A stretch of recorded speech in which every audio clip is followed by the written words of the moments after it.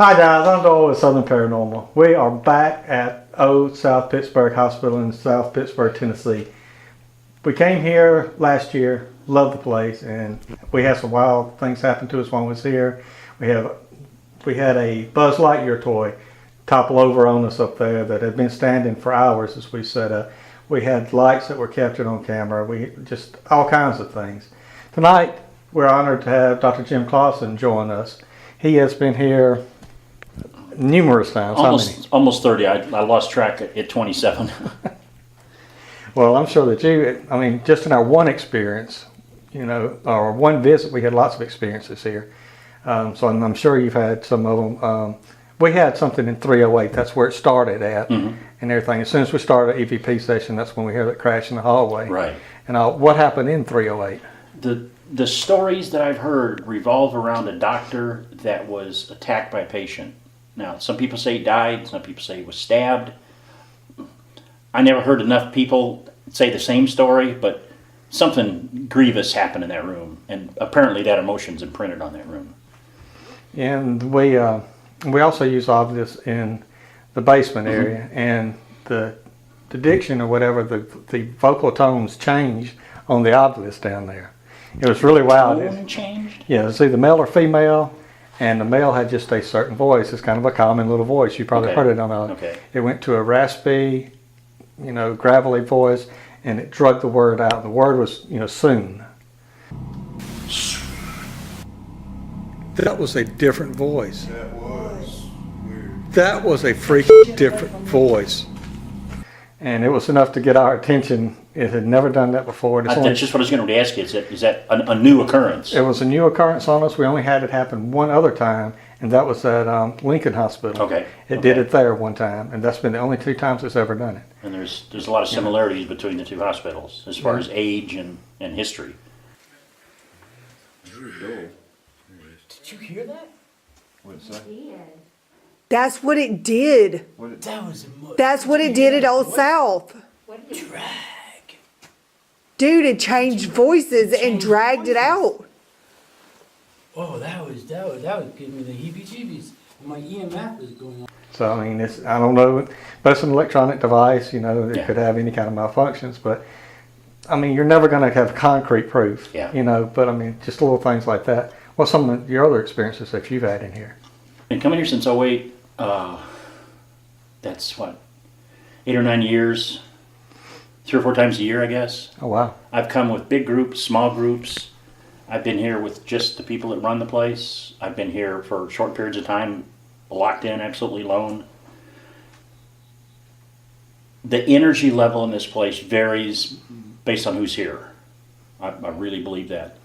I think if there's a large event with a large number of people who are just going in different directions, things tend not to happen, or isolated things tend to happen. I think if you've got half a dozen people, 10 people who are kind of in sync, then they raise the energy level of the place, and you get visual things, auditory things, temperature things, feeling things, stuff that I can't explain as an engineer, that I have to rely sometimes on mediums to say, okay, I don't know what I just felt, but what just happened. All right. But it's almost unlimited, and I don't know of a place in this hospital that there hasn't been something happen. And downstairs, was the janitor killed down there? That's what we had heard. The janitor died of just natural causes. There. Here, yes. Okay. And for a long time, he was cremated, and his ashes were kept here for a long time.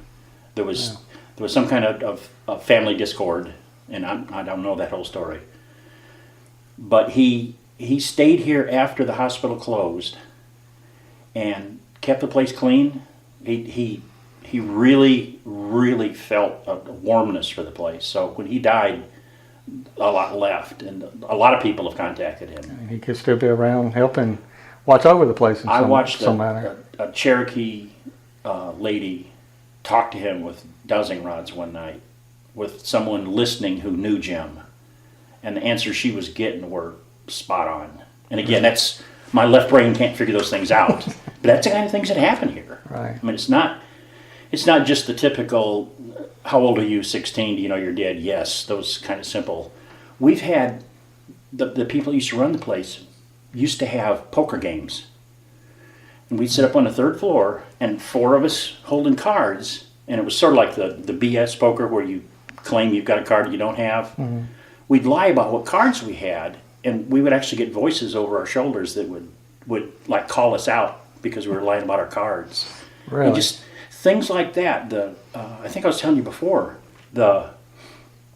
probably the best EVP interaction we ever got was in OR2. It was Thanksgiving. There was 3 of us, and we're talking about turkey dressing. We weren't talking to anybody here. We weren't asking people any questions. We were just debating whether sausage, dry, wet, cornbread, whatever was the best. We didn't hear them, but when we listened back to the recorders, there was all kinds of conversations going on behind us. It's that kind of place. What about the naughty nurse? What is this? Is it something that just got started? Or The one that touches people, or the one that was fooling around with the doctor? I heard in the lower Yeah. parts there's one that they call a naughty I've nurse. actually heard stories of male and female. Oh, really? But yeah, there are people who get touched inappropriately down there. Sadly, I've never been. And what about this level here? You said there's a lot of activity at shift change. We're right near the nurse's Shift station. change out here by the nurse's station is almost always active. And like I think I told you before, we were sitting just at 2 o'clock in the afternoon with just 2 people, hospitals locked up. And we could hear footsteps walking by. Because that's one of the core areas. In this area down here, that we call it the 4-way, because it's a key intersection. All right. Anybody coming in this end of the hospital has to move through that intersection. So Right. almost 24 hours a day, there's something happening right there. What about the pharmacy? That I've heard someone got scratched in there. And the thing too, we got a photo we're going to show here. Mark Diaz is new to our group and everything, and he's just joining us on some of the.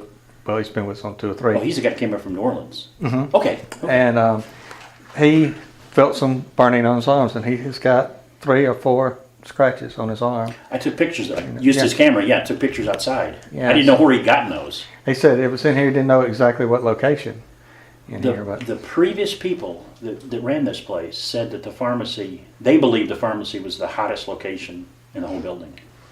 And specifically, one of them said that as you're facing the glass, like you're handing out the prescriptions, there's a little tiny closet right over here, an odd-shaped closet that doesn't fit. They said there's something about that closet. I heard that one person that got scratched down in that area. What's any of the rest? What about at the end of this hallway where you said the major intersection is? I've heard shadow. There's been a shadow scene coming and going. Visual and auditory there. Oh, both. Yeah. I mean, it's been okay. And if you have the gifts, people can see people moving back and forth in there. Wow. Well, we're ready to get going. I think a lot of them are starting to put the cameras out and equipment out. I can hear cables moving down the hall. So we're fixing to get in, and we're glad you're joining us, Cool beans. bringing insight into it, and we're fixing to do what we do, guys. Cool. Thank you, man. Yes, sir. Time that the folks that used to run the place left and the new group that took over, some stuff came up missing. I don't know what the story was on that. There's so many stories about what happened between the first management group, if you want to call them that, leaving, the second management group taking over, and then subsequent to that.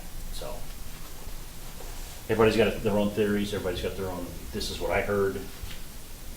I don't subscribe to any of it. My feeling is I trusted the people who were here before. I trust the lady that runs it now.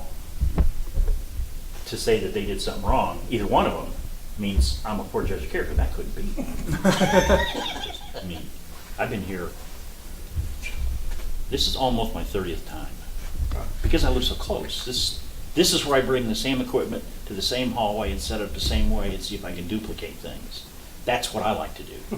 To catch one EVP in a random hallway at a random time is great, but I like to be able to catch that same EVP with the same stuff 9 times over the space of a year. Dr. Jim, That's different to me.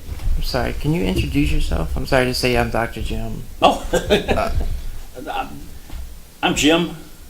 They call me Dr. Jim because I'm a college professor and I've got actually a doctorate in science, Okay. if that's impressive for you.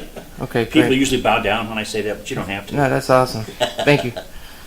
I take a real serious approach to it. That's kind of, when I had a choice of getting a doctorate, what normal college professors get is a PhD, which is a doctor of philosophy, which never made much sense to me. Why would I get a doctor of philosophy if I want to teach biology or science or something? So I got a degree from the UK, which is actually a doctorate of science. And I don't say that because it's cool. I say that because that's how my brain works. Okay, I look for the details and the nuts and bolts behind stuff. I appreciate what mediums do. I just can't wrap my head around how they do it. But there's too many times where they've done stuff that I can't prove, but later on we document that was valid information that they got from someplace. Yeah. Where? I don't know. That's the guy that was going to come with us last night, Mark. He is one of the most amazing guys I've ever met as far as pulling stuff out of places.